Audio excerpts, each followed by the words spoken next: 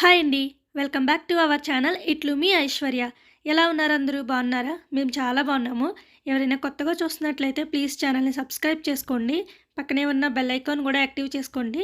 నేను ఎప్పుడు video upload చేసినా మీకు నోటిఫికేషన్ వస్తుంది. సో మా హస్బెండ్ ఆఫ్టర్నూన్ వచ్చేటప్పుడు నైట్ డిన్నర్ కోసం 1 కేజీ మటన్ తీసుకొచ్చారు. మీ ముందు 1 కేజీ మటన్ ఉంటే మీరు ఏం చేస్తారు? నేనైతే నీట్గా క్లీన్ చేసి ఫ్రిడ్జ్లో పెట్టేస్తానన్నమాట. ఎందుకంటే 1 కేజీ మటన్ని ఏం చేయాలో నాకు అర్థం కాదు. ఫస్ట్ నాకు కుక్ చేయడం రాదు కాబట్టి నేను లాస్ట్ టైం మీ అందరితోని షేర్ చేసుకున్నాను. మటన్ కర్రీ ఫస్ట్ టైం చేస్తున్నానని. ఆ కర్రీ చేసేటప్పటికే నా పని అయిపోయిందనమాట. 1 కేజీ అంటే నా వల్ల కాదు, అసలు నేను హ్యాండిల్ చేయలేను.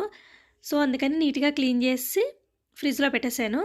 ఇంకా ధనియాల పౌడర్ చేసుకోవడానికి అన్నీ వేయించుకుని పెట్టుకుని చల్లారబెట్టుకున్నాను అనమాట. ఈ వీడియో నేను షార్ట్ ఆల్రెడీ అప్లోడ్ చేశాను. ఎవరైనా చూడకపోతే కనుక ఒకసారి చూడండి. ఇంకా మా చిన్నోడు మా డాడీ ఆడుకుంటున్నారు ఫుల్గా. మా చిన్నోడు ఫ్రిడ్జ్ తాళం తీసి ఆడుతున్నాడు అనమాట. ఫ్రిడ్జ్ కీతో ఆ స్కూటర్కి పెట్టి తిప్పుతాడు. అది ఓపెన్ చేస్తున్నాడంట. అసలు నేను ఎందుకు ఫ్రిడ్జ్కి లాక్ చేస్తానంటే మా చిన్నోడు దెబ్బకి మా ఫ్రిడ్జ్ గోల్ గోల్ పెట్టేస్తుందండి. మాది డబల్ డోర్ ఫ్రిడ్జ్ కదా, కింద డోర్ ఓపెన్ చేసి క్లోజ్ చేసేటప్పుడు పై డోర్ ఓపెన్ అయిపోయేది అనమాట. అంత ఫోర్స్గా క్లోజ్ చేసేవాడు.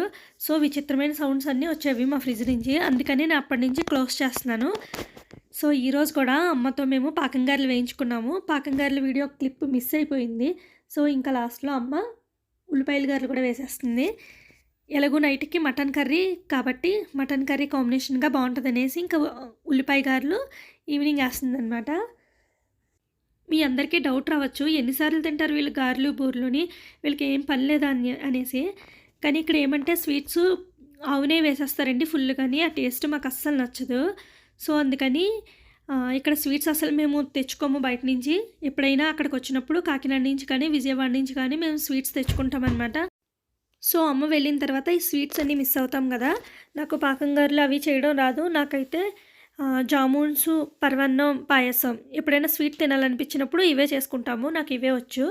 అందుకని అమ్మ ఉండగానే మళ్ళీ మళ్ళీ వండించుకుంటున్నాం అనమాట. ఇంకా మా హస్బెండ్ అయితే నైట్కి డిన్నర్ కోసం ప్రిపేర్ చేయడానికి వచ్చారు. ఇంకా మటన్ అంతా ఫస్ట్ కుక్కర్లో పెట్టుకుని ఉడకబెట్టేసుకుంటే కర్రీ, బిర్యానీ రెండు చేసుకోవడానికి చాలా ఈజీగా ఉంటుందని చెప్పేసి ఫస్ట్ మటన్ అంతా కుక్కర్లో వేసుకుని సాల్ట్, కారం, పసుపు, అల్లం వెల్లుల్లి పేస్ట్ వేసుకుని స్టవ్ మీద పెట్టేస్తున్నారనమాట. కొంచెం అల్లం వెల్లుల్లి పేస్ట్ ఎక్కువగానే పడుతుందండి, ఎందుకంటే 1 కేజీ కాబట్టి.